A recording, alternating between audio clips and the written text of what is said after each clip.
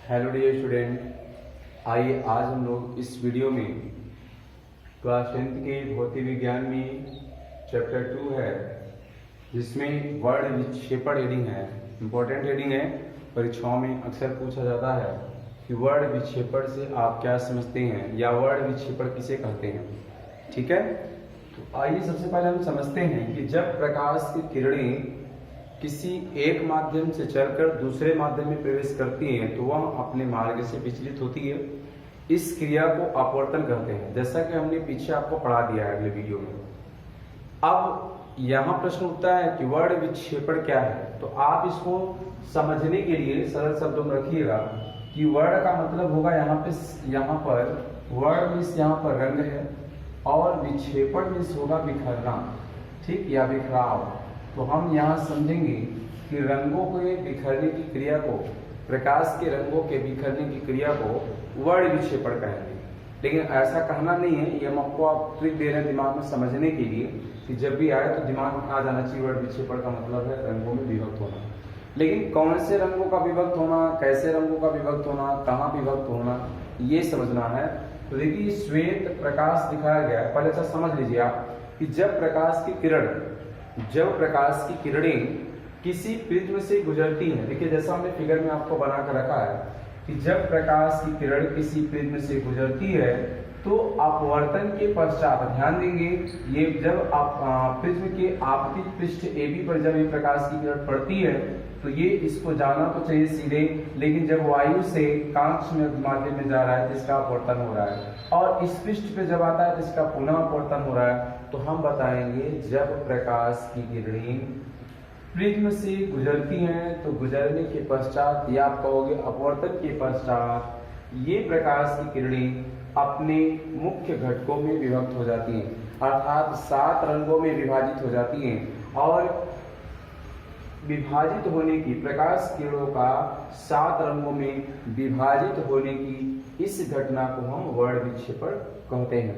फिर से समझेंगे, जब प्रकाश को हम गुजारते हैं प्रिज्म से, तो प्रिज्म से गुजारने के बाद जब प्रिज्म से प्रकाश की किरण निर्गत होती है तो वो 7 रंगों में बट जाती है, 7 रंगों में विभक्त हो जाती है।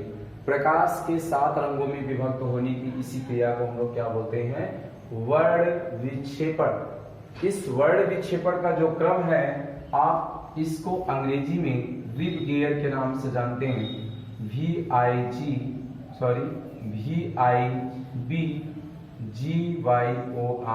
विब गियर। अर्थात इसको आप शॉर्टकट में ऐसे भी ज्ञात कर सकते हैं, बै जा नी ह पी ना ला। ये रंगों का हिंदी क्रम होगा और ये इंग्लिश में इसको आप ज्ञात कर सकते हैं।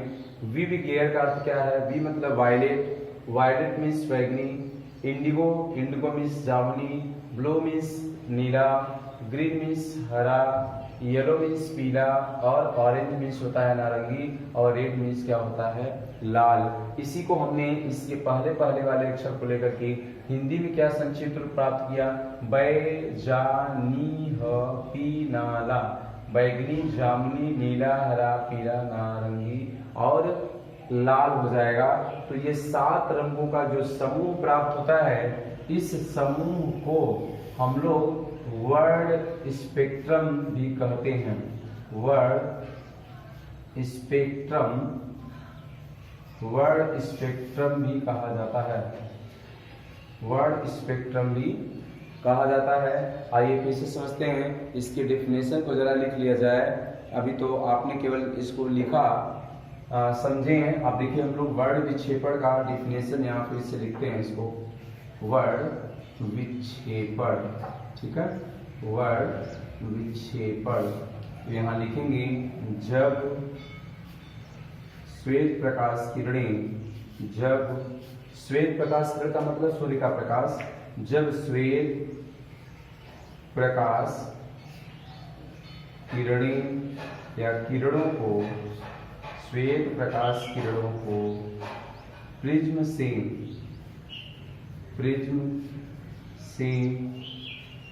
गुजारा जाता है, प्रिज्म से गुजारा जाता है तो अपवर्तन के पश्चात अपवर्तन के पश्चात किरणें अपवर्तन के पश्चात किरणें प्रिज्म के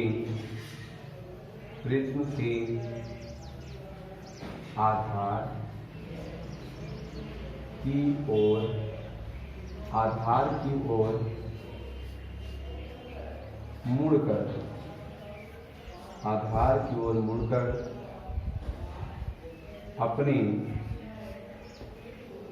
मुड़कर अपने विभिन्न घटकों में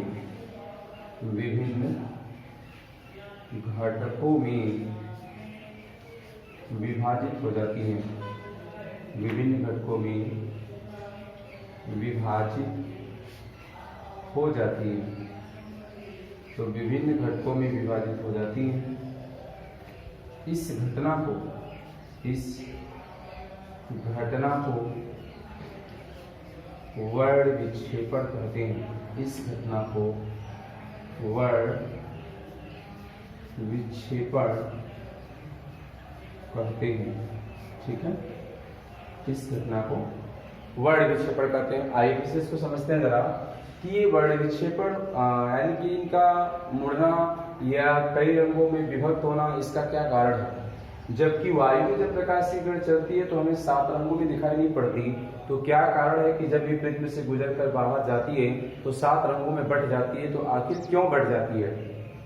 देखिए, इसका आंसर ये होगा कि जब प्रकाश वायु में चलती है या निर्वात में चलती है तो उसके विभिन्न रंगों की जो चाल होती है वो एक समान होती है। जबकि वो प्रिज्म से जब गुजरती है या अन्य माध्यमों से गुजरती है तो भिन्न भिन्न रंगों की जो चाल होती है वो अलग अलग हो जाती है।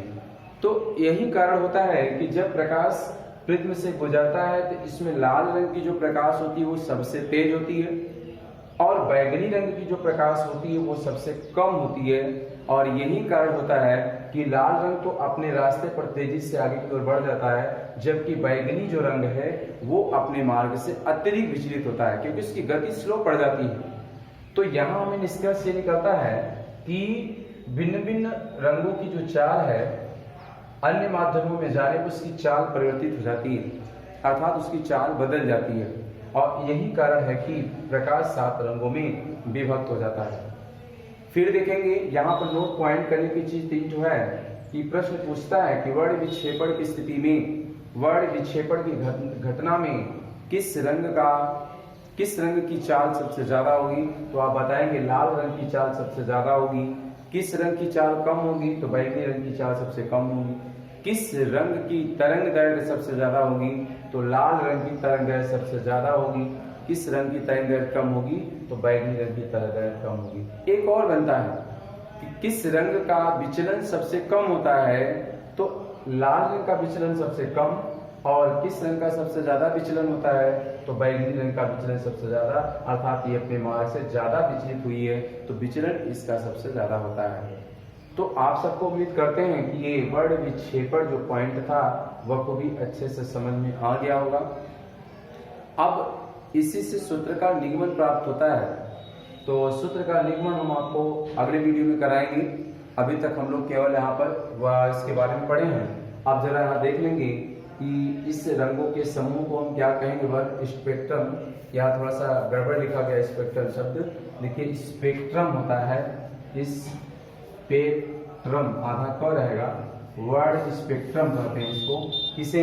वर्णों के इस समूह को वर्ण स्पेक्ट्रम कहते हैं। तो आई होप आप सब समझ पाएंगे। आज के लिए इस वीडियो में यहीं तक। अगले वीडियो में अगले टॉपिक को लेकर मिलेंगे। तब तक के लिए धन्यवाद।